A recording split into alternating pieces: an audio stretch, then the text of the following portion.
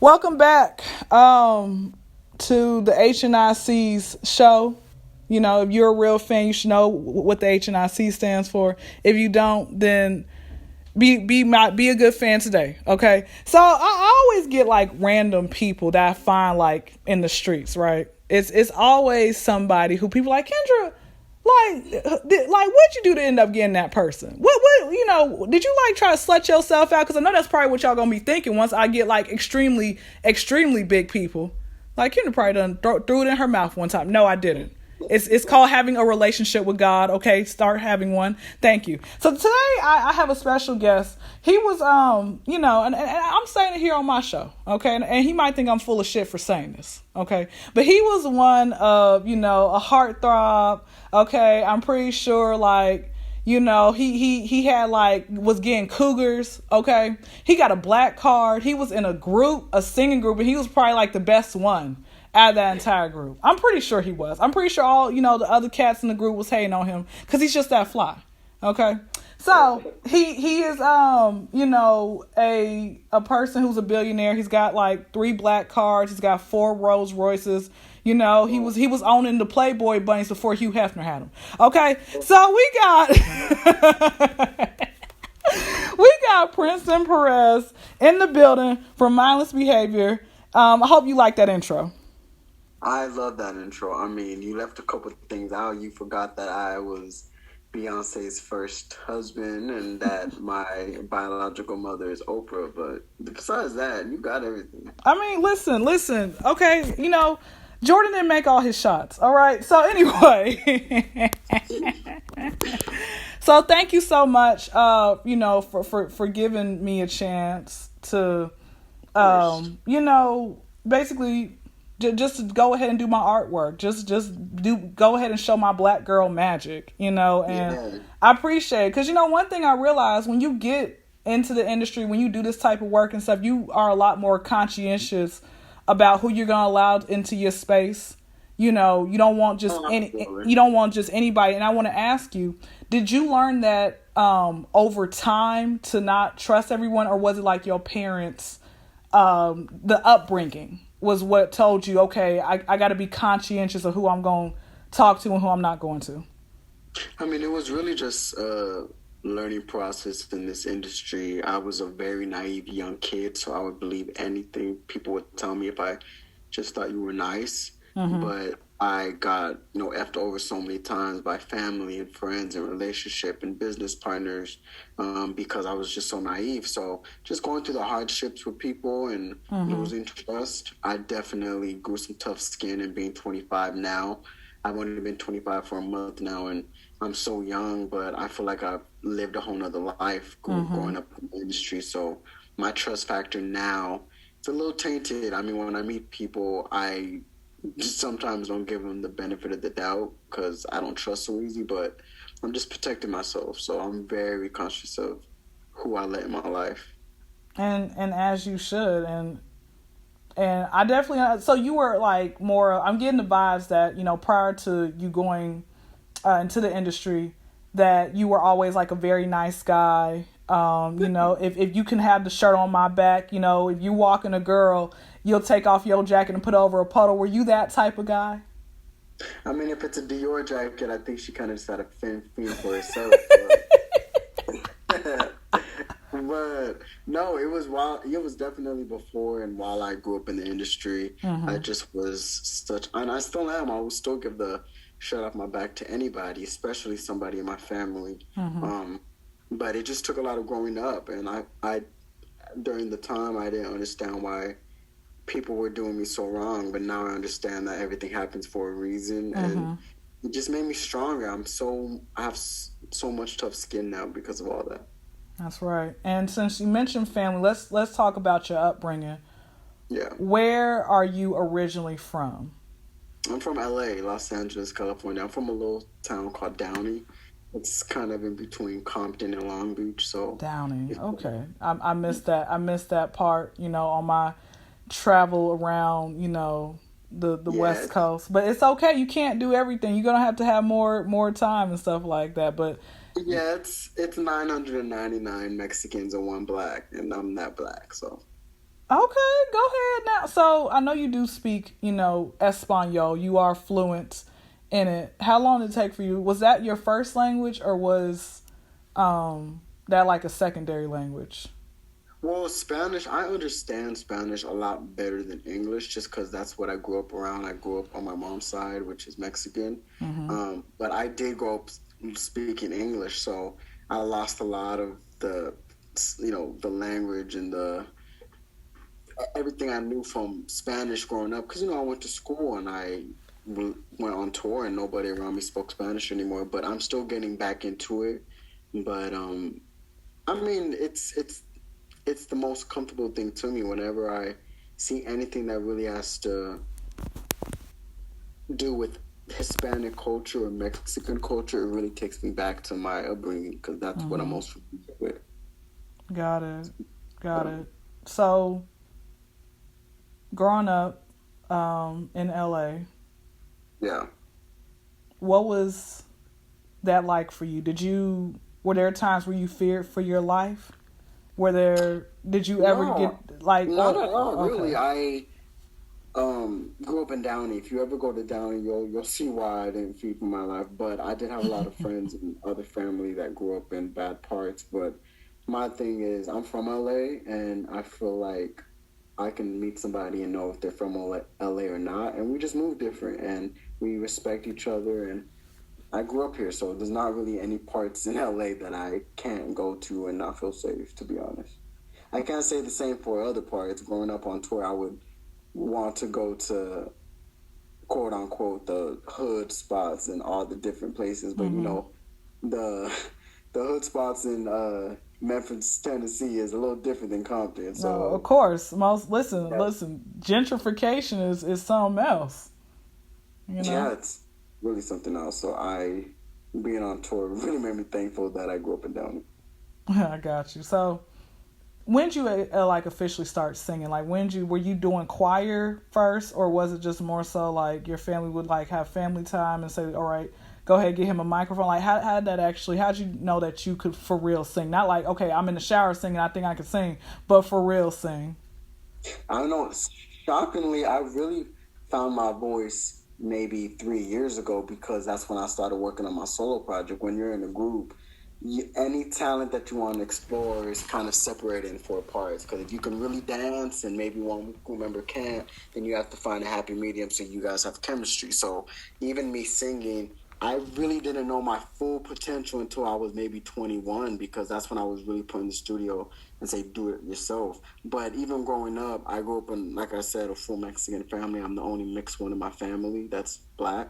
And I just always felt like the outcast. I looked so different from my family, the skin complexion, the features, and I just had so much rhythm in me. And I have ADHD, so I had so much energy in me. So I automatically always felt like people were looking at me. So my biggest quote is life is just how you deal with it and how you see it. So instead of hindering me and making me depressed, I just saw it as, okay, you're looking at me, bet I'm gonna sing for you, I'm gonna dance for you, I'm gonna do whatever I can to keep your attention on me. So I've always felt like I was famous before I was famous because people were always kind of just always looking at me with the side eye just off of my look. So growing up, I definitely started singing because I just was always in the spotlight in my family. Yeah. Okay, all right then.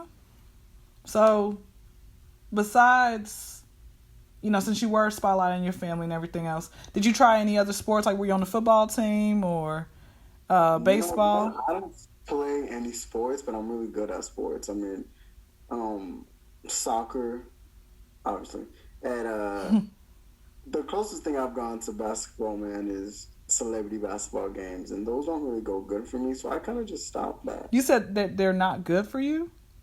I don't, that's just not my calling in life. Okay, I mean, like, did you keep getting your shot blocked, or what?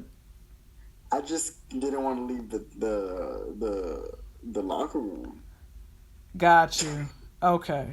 It's just not what it's not. I got you. I see what you mean. So, well, let me ask you this. Give me your top 5 favorite basketball players in no particular order. Exclude yourself, MJ, Kobe, and LeBron. Oh, okay. So we're going to go with Michael Jackson, Prince, Bobby Brown, Usher, and can't even tell you that. But you said knock out Kobe. I mean, that's LA all No, day. I know. Listen. Wait, I know, but you still like he's in everyone's top five. I like you have like hundreds of thousands of other basketball I still pinch players. myself to this day. I don't know why. I still pinch myself every time I see a picture of Kobe. I'm like, I cannot believe he passed away. I still can't believe it. Yeah. Like it's crazy. Like that. Did you meet him before his passing? Yeah, me and the boys met him, and his daughters. They were kind of Mindless Behavior fans, so we met him maybe like once or twice. But yeah, I can't believe that. But in terms of basketball, I can't even tell you 5 teams. It's that bad. Okay, I'm not laughing at that. Okay. Do you have any soccer players? Who are your top 5 favorite soccer players? What's crazy is my family friend of mine, his name is Christian. He just got drafted to the Chivas, which is like the biggest team in Mexico. My family grew up watching that, so he was just telling me some of the training that he was doing, and I mean, I think my family thought I was going to be a soccer player, and that just was never going to happen, man.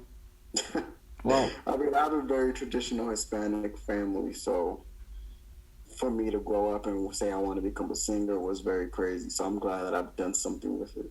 No, of course. Well, you said that was your cousin Christian who got drafted. Shout out to him. Yeah, shout out to him. That's amazing. That's actually amazing.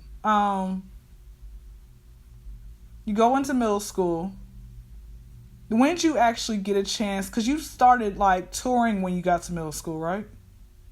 Yeah, I joined the group when I was in 6th grade. So gotcha. Okay, let's go. Let's take a step back. How did you actually come across like with the group and everything? Like, how did you guys actually like meet and form and stuff? There was an audition in LA, in Hollywood, and I just went to the audition. I was that kid that would just grow up, and I just wanted to be seen as a young kid and follow my dreams. So I went and I auditioned, and that's when I met Keisha Gamble, who's still my manager to this day. And I was the first one to join the group. And yeah. And everybody, did it take like a year-long search, or was it within a couple of months? It was within the first year. There was a lot of people don't know that it was me and 2 other boys before the original came in. So it was us 3 for a minute, and then the Ray Ray Rock and Prodigy came in, and then even after that, when we had group changes, I was still in. So I kind of was in 3 versions of Mindless Behavior. I synced it through, man. I was the first and the last. So. Okay. Did you Did you guys like come up with the group name, or like did the label or your manager come up with that? It was all Keisha, man. It was Keisha. She did the same for B2K. She created really. She thought of the name. We lived with her for 3 years, and that's when we kind of went into artist development and practiced every day and became homeschooled and just went into just to go in and really practice our craft. Okay. All right. Shout out to Keisha. Okay then. So now, okay, wait. So let me backtrack real quick.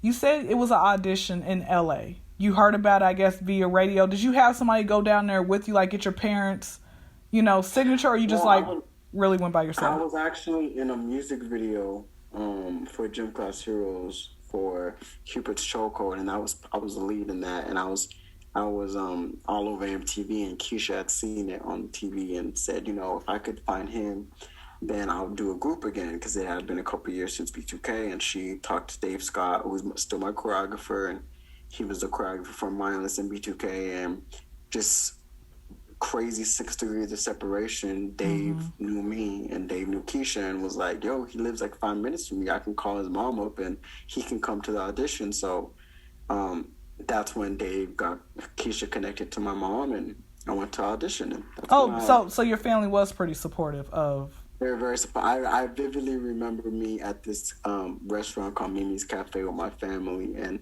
I did not want to leave. I hated going on auditions because I would never book anything. I always was so different. When they would look for a black kid, I was too Hispanic. When they were looking for a Hispanic kid, I was too black.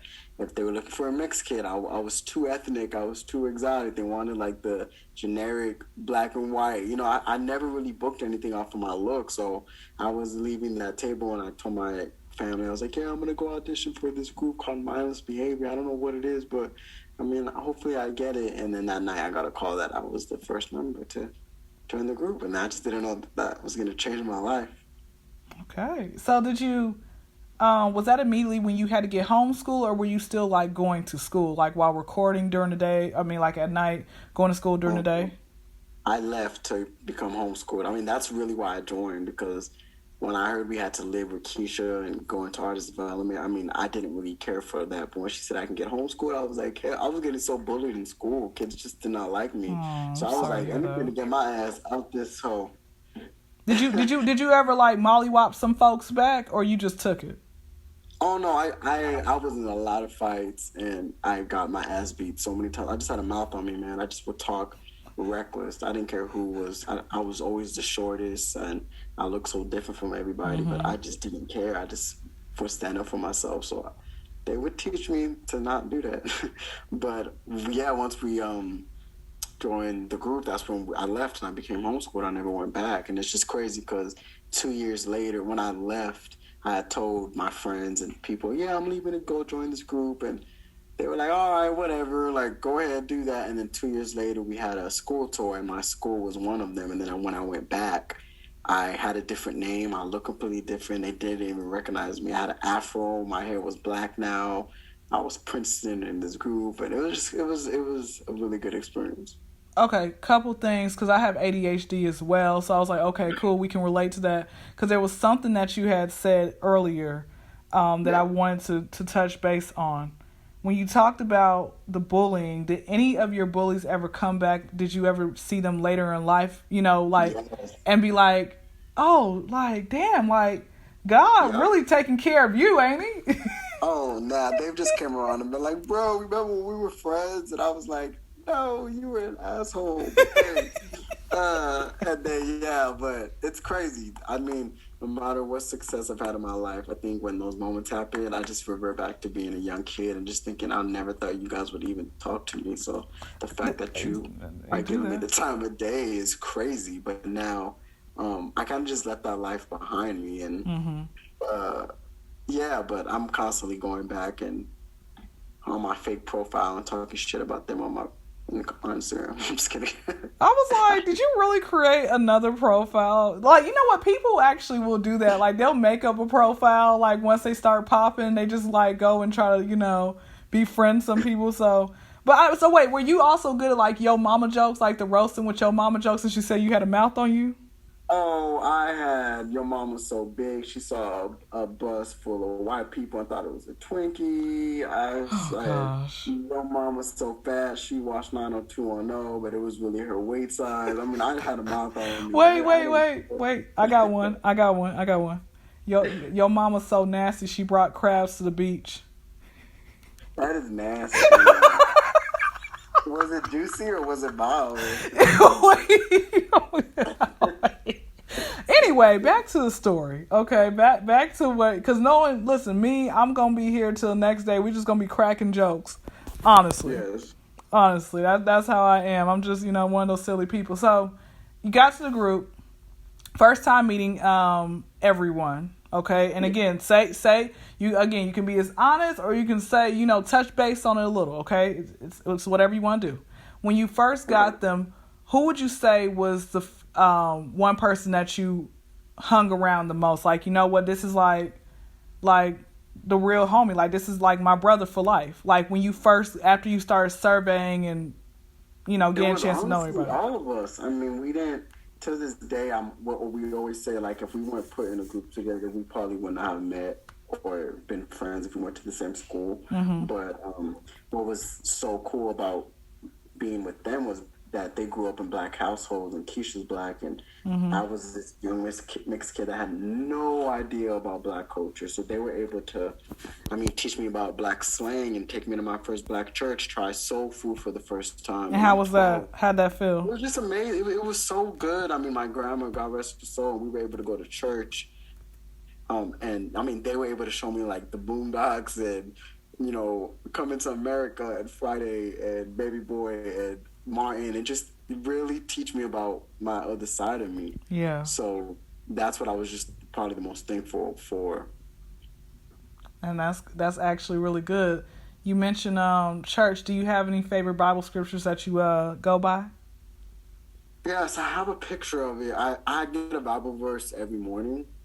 I'm very religious, but I'm also spiritual too. So I have like a horoscope and a Bible verse every morning.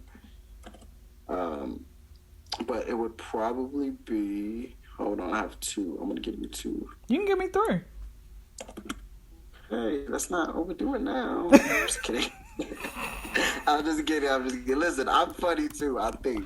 Yeah, you done made me laugh, just a little bit.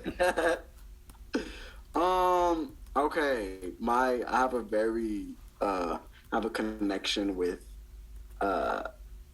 this Bible verse. There's another one, but this one, Matthew's 5:30 and 5:39. They have heard that it had been said, an eye for an eye and a tooth for a tooth, but I say unto you that ye resist not evil, but whose over shall smite thee on thy right cheek, turn to him the other also. Only because I met so many bad people in this industry, and they tend to be envious when you have success, and that's what really scares people. And I've just learned that if you just, show love and never envy anybody, and you love thy neighbor from backside to side, then you'll always have God on your side. So I never have, to this day, I've never been jealous of anybody. I've never been envious of anybody. I've just always showed love, and that love has always given back to me. And that's real. And when did you know that God was real for yourself? I've always known God was real. I just never had a name to it. I always knew there was somebody I was talking to that I was able to get me through. And my family's very religious. My grandfather's a deacon, and they own a church out here in Long Beach. So I grew up in church. So I definitely have always been on that. Well, all right. Okay. So that's very profound. So when it came to, all right, we're on tour. What would you say was like your favorite part of the tour? Like the most, like where you said, okay, I kind of want to relive that again. If you could. Wait, say it one more time. I'm sorry. I said about tour. Did you have like a favorite part of touring, or were there times where you were homesick? Oh, I definitely got homesick. Because I'm a family man, and we all got homesick, and we were so young. But I mean, I would just say seeing the fans. I mean, they're still the fans that I see to this day, and trying all the different food was really fun for me. And just traveling. I mean, I experienced so much bad, but so much good. Like, I would get racially profiled all the time. We would get kicked out of restaurants. Yeah. We would go to, like, a Waffle House or the hometown restaurant. We would get kicked out, and it really opened my eyes that, there's a lot more to life than just Downey and Mexicans around me, because that's what I was used to. So it really opened my eyes. Okay. Is that when you started dealing with, like, groupies, like really like from the young to the old, or you didn't really start dealing with groupies until a year or two after? To be honest, we were so sheltered. Keisha kept us. She was our teacher. She was our stylist, our choreographer, our manager, our everything. So we were so sheltered. I mean, we weren't even allowed to have phones. So the whole time we were doing our thing, like nobody knew that we didn't have phones. Like, so we couldn't really see what was going on. So I'm kind of thankful that happened, because we never got caught up in none of that. That's good. You know what? I hope, I hope all of the blessings and abundance of blessings goes to Keisha, because there are people out there, there are some managers out there that will literally betray you like Judas did Jesus in the Bible. Yeah. And there's some, and you hear stories about this, how you have some managers who just horrible people, man. Like will do certain things. They'll try to groom you into doing something that you don't want to do, and then you realize later on, like, why would they do that? But you this was like a angel that came into you all's life. Yeah, she really was, and she's still my manager to this day, and she's never left me, even when the boys decided to all go solo and do their thing. And I wasn't kind of ready to go solo. Keisha stayed with me and was like, let's do it. Let's do something. And I've always had other options. Not options, I've always had other dreams. I've always wanted to get into fashion. It was a big thing of mine, and skincare and branding. And she was the one that was like, I'll stick with you. Let's do it. So to this day, that's my ride or die, man. You know, definitely shout out to her. Yeah. You're leaving, graduating high school, Yeah. still singing. Did Yeah. you try to further your education, or you were like, I'm going to try college and see what it's about, or you just said, I'm just going to keep on focusing on music? Well, we barely had time to even do schoolwork when we were on the road. So, I mean, college was like far from what I could ever even think. But I was constantly studying that. I mean, Keisha named me Princeton because even when I'm not doing schoolwork, I'm constantly studying. I'm constantly wanting to learn. I mean, even right now, after this interview, I'm gonna watch the documentary on Earth. I don't know why, but I want to just learn the history behind Earth and why we're here and what's going on. Go And ahead. she jokingly just said, "Man, if you weren't an artist, you would probably go to Princeton." And I was like, and she said, "Yeah, we're gonna name you that. That's it. Princeton's the name." Because your first name is Jacob, right? Yeah, Jacob Anthony Perez. So we just kept Princeton Perez. So do you, what does your family normally call you? Oh, my family calls me Jacob, and people that come into my life that I feel like are worthy of that name. Just kidding. If I really get comfortable with you and I trust you, then you can call me that. Okay. So, like, for example, you could never call me that. I'm just kidding. No, he's telling the truth, guys. Oh, it's fine. It's fine. You know what? Some people just gonna keep sipping on haterade for the rest of their life, huh? Anyway. But that also is my biggest pet peeve is when I meet somebody that like, yo, Jacob, because they know that's my name. And it's just like, you don't know me like that. Just because that name has so much history to it. Honestly, I went through so much with that name. And for me to be able to create a new image and create a new person, I'm constantly preaching that to my fans. I want that. I want to give that gift to the world, that if you aren't happy with your life, you can really just change it and create your own world in your head and do what you want to do. And that's what I did, becoming Princeton. That's it. Now you mentioned documentaries. Did you ever get onto the train of Hidden Colors? Hidden Colors? What's that?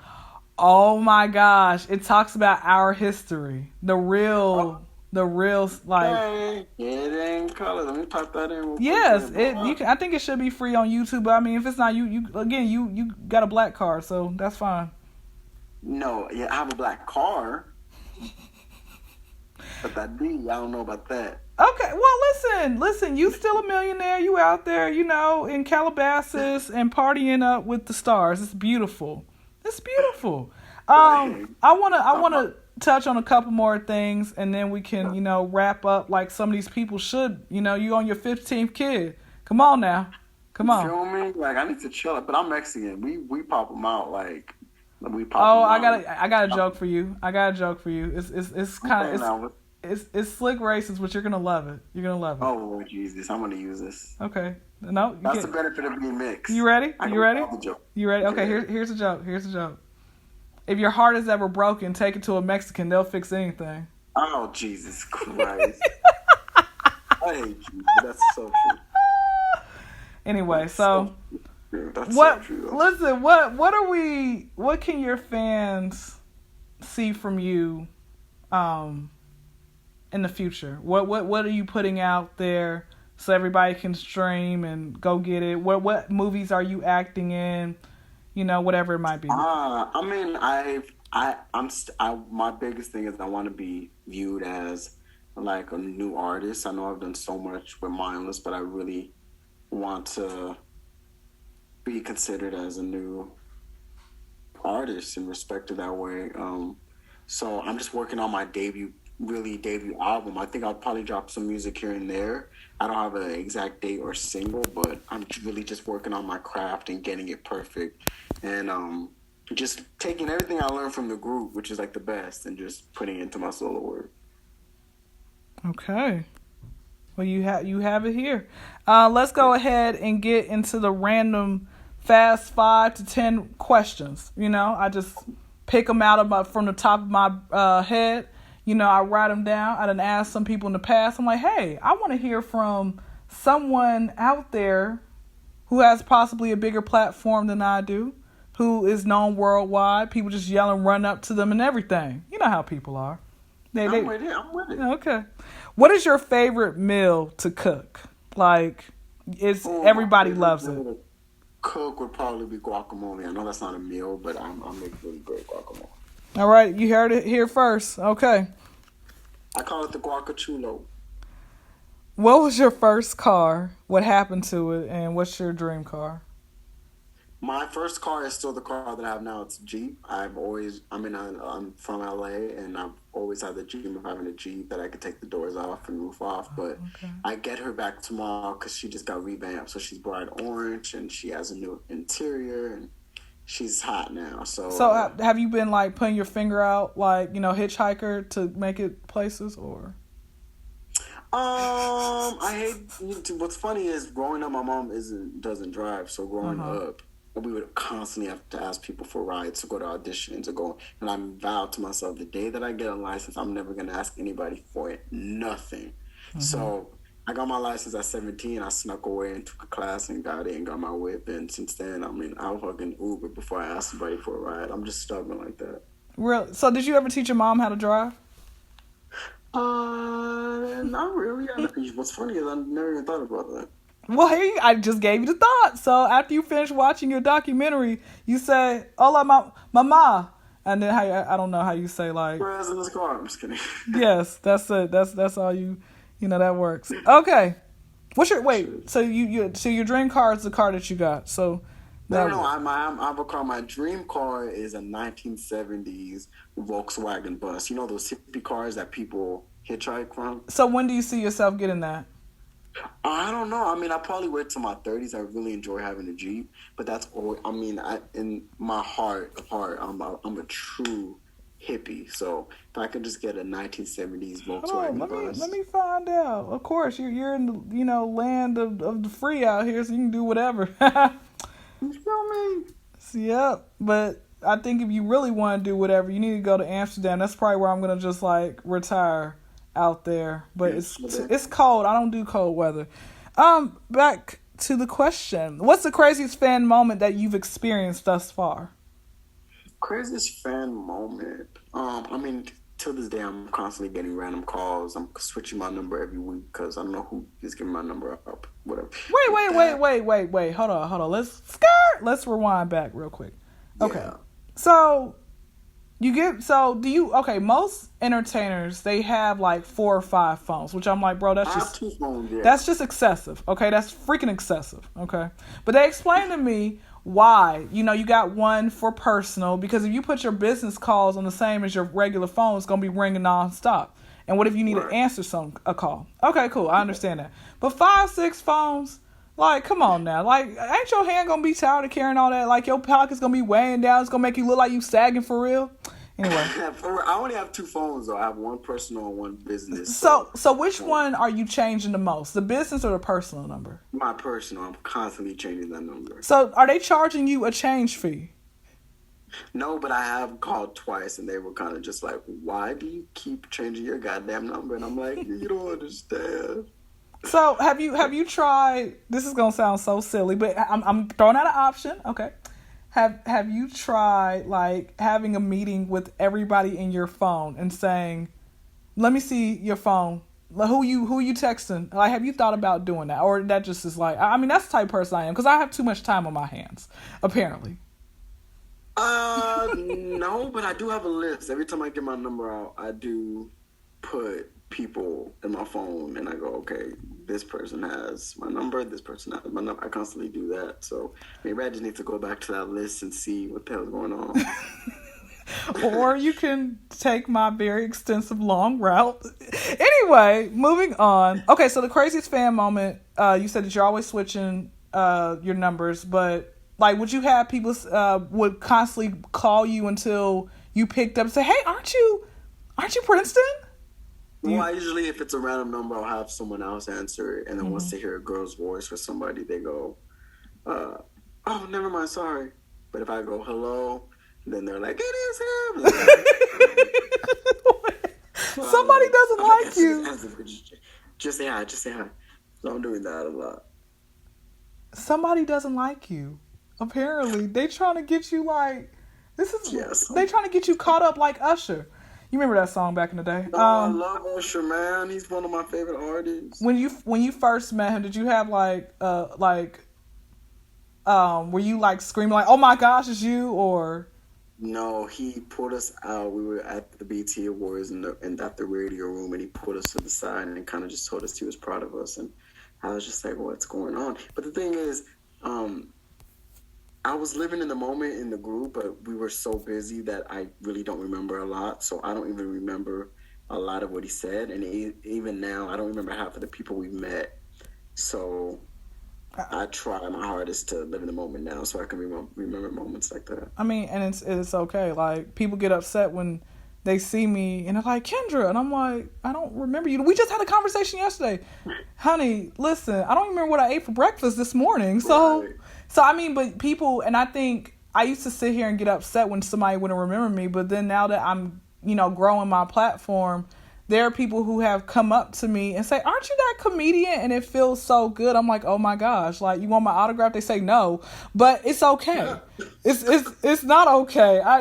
Hell with all of them. Anyway, so I think you answered the craziest fan moment basically was people just, randomly calling you and, I mean, that's just an everyday thing. I mean, craziest with me, when they like sneak inside your tour bus or they try to chase you down, but it's kind of just like I said, we were so sheltered, we never really saw anything crazy. Or maybe it did happen, but we never saw it. I just didn't know somebody like present day in your, adult years if people try following you into the restroom or waiting outside the restroom. Especially now that my car I posted it on Instagram. Now people know what my car looks like.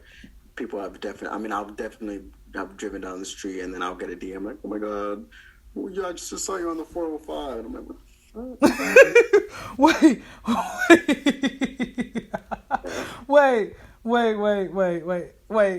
Oh gosh, it was something I was about to say. I cannot even remember. You are freaking hilarious, man. I didn't even realize you had all this in you. I'm being honest with you. I was like, yeah, my real name is Dave Chappelle. Yeah, you are. Yeah, you're funny. I think you should go do some comedy next. Is that another reason why you had turned off your, how you can reply to somebody to people on their story? Is that another reason why? Because you kept getting a bunch of random DMs from people always replying to your stories? Yeah, that's why I made a separate Instagram just for the fans so I could DM them and follow them. But I mean, even now, I only follow I'm about to unfollow everybody on all my. I unfollowed everybody on all my socials. Instagram is the last one I'm doing right now. Why are we doing that? Why YouTube? Hold on. So what's up with that? Why are you unfollowing everybody? Honestly, it's just I'm not even a social media guy like that anymore. I just post what I want to post for the fans and just to get my life out there, and then I go back. But I mean, Instagram is like a rabbit.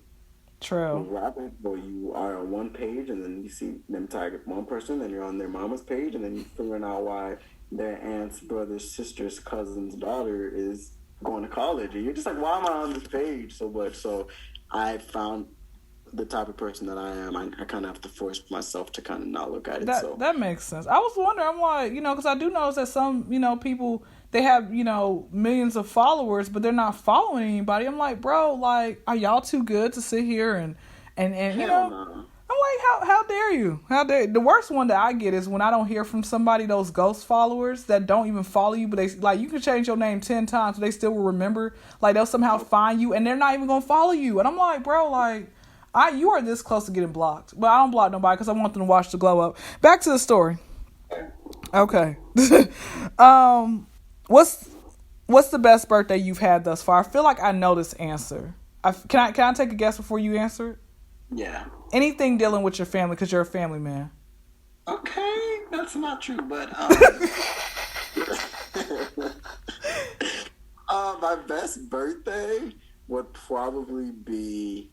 I really enjoyed this last birthday I just had last month because I normally don't celebrate. There's a lot of things that I'm still trying to break coming from the group. We never really celebrated birthdays or celebrated holidays. We were so busy. So I kind of got used to when it came to my birthday, if I wasn't doing anything productive that went towards my career, like the studio or for her. So then why am I celebrating? So this year I kind of took that time to say, you know what, I'm going to really celebrate. So I, spent time. You are right, though. I went to Palm Springs with my cousins and was able to drink with them and chill. And I really just like hanging out with my cousins, especially the little cousins, the ones that are like 10 and under. I took them to Sugar Factory and just let them ball out. And then them little motherfuckers didn't even know it was my birthday, but it's all good. You feel me? That's great. 2 more questions and then we gonna be out of here. Okay. Yeah. What's your listen, I know you get I know for a fact you probably done had, many hoes in different area codes, but didn't realize it. Cause y'all, you know how you ain't seen somebody and like I'm about to just let me take a quick. I'm about to like give you your flowers while bragging on you, real quick. Okay. So if you get all tingly feeling inside, it's because the HNIC gave you the experience. Okay. Okay, it means that you're really my future. Hey, listen. Depending if you got all your back teeth or not. Back to the story. I don't.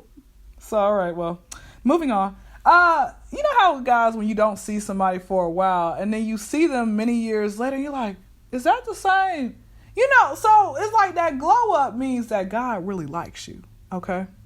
Okay. And so when I got, not like it's not even him. It was like I can't remember all the rest of the group members, but I think maybe like the shade room did like the glow up, and I was like, is he of age? I mean, we about the same age, so I think he is of age. Okay, cool. I'm gonna halfway slide in his DM. So I slid in your DM in my mind, right? You didn't answer. But anyway, back to the story. I saw it though. I was gonna answer that shit. So when it comes, because I know you get women, because guys, he's like high key handsome. He really is. Okay. I'm really not, but thanks. When you get these women trying to come on to you, what is the type of woman? Because I know you probably done told plenty of women no, and they done started crying, but you said it nicely. You're like, someone get this bitch out of here. What's your ideal type of woman that you're looking for? And like, you don't have to list everything, because one thing I realize is people will pretend to be that person, and then they'll make you fall in love with them, and then all of a sudden, like, the real them comes out. A lot of people don't know that. Yeah. So list 3 things that you want in your ideal woman. Just 3. Funny, stylish, and private. Yeah. So y'all ain't on the boat trip and she's just snapping pictures of, like, y'all supposed to be enjoying the moment, but she's snapping pictures of y'all like, bro, like, are you trying to do a come up on me? Like we could take pictures and stuff, but I'm not really the type to be out here on social media with it. I mean, my fans don't even know I've had 2 or 3 girlfriends, and I'm just very private. And so I'm really, I saw this quote that Drake said, not a quote, I saw an interview, and Dad asked him when he was going to get married or settle down, and he said he really likes his personal space. So for him to break that for somebody, they have to be very special. I couldn't agree more. That's real. That's actually real. You realize as you get older, like, privacy is everything. Everybody don't need to know nothing about everything about you, stuff like that. So there's some things when I first meet people, I don't tell them right off bat. I let them, I'll tell them eventually once I realize, like, okay, they just not here to try to throw some foo-foo at me, Right. So that's the thing about that. So last question, and then, we can, skedaddle, because I know it's past your bedtime. Anyway. Yeah. So last question is, you got hipped on the black, films and TV shows. What is one black film or character that you don't care for? At least one that you don't care for, or that's pretty popular in our community. One black film or character that's popular in our community and you don't care for. That's a good ass question. One black character that I don't care or movie or movies. I really don't care for. Remember the movie Friday? I don't care for it either. When the short man starts running out? Yeah. I don't really care for him. I auditioned for that role and they didn't give it to me, so... You weren't? Okay. Why? Because you 4'2"? Let's not give me more height than I deserve. Y'all, I'm 5'5", so let's just keep it at So, that. like, did you actually have an issue with your height, or did you want to be taller? No, I mean, I think I joke about myself more than anybody. So I feel like when people try to joke on me, they kind of go, fuck. He kind of laughs at himself more than we can, so I can't. I don't really care. I mean, I'm Mexican, man. We grow up and we don't get taller than a tamale, no pun intended. So I'm not shocked that I'm not tall. All right, well, you heard it there first. Let everybody know where they can find you and anything Man, upcoming. On my social media, or you can just call me since I damn near everyone has my goddamn number. My number is 5. No, all my social media is just Princeton Perez. That's it. Just hit me up there. That's where I'm at. Okay. Well, you heard it here first. Make sure you all, please continue to support. He ain't gonna do this for everybody. I somehow made it through. I didn't even think. I'm gonna be honest with y'all. I didn't even think this interview was gonna happen. I'm like, what he got me? What he got me on the Section 8 waiting list for? I'm like, come on now, it's me. I mean, you got my cheese yet? Anyway, so yes, this is real. You guys be good. Make sure you subscribe. Make sure you like. Tell a friend. Tell a crackhead. Tell a pigeon about this interview. All right, so. Yeah.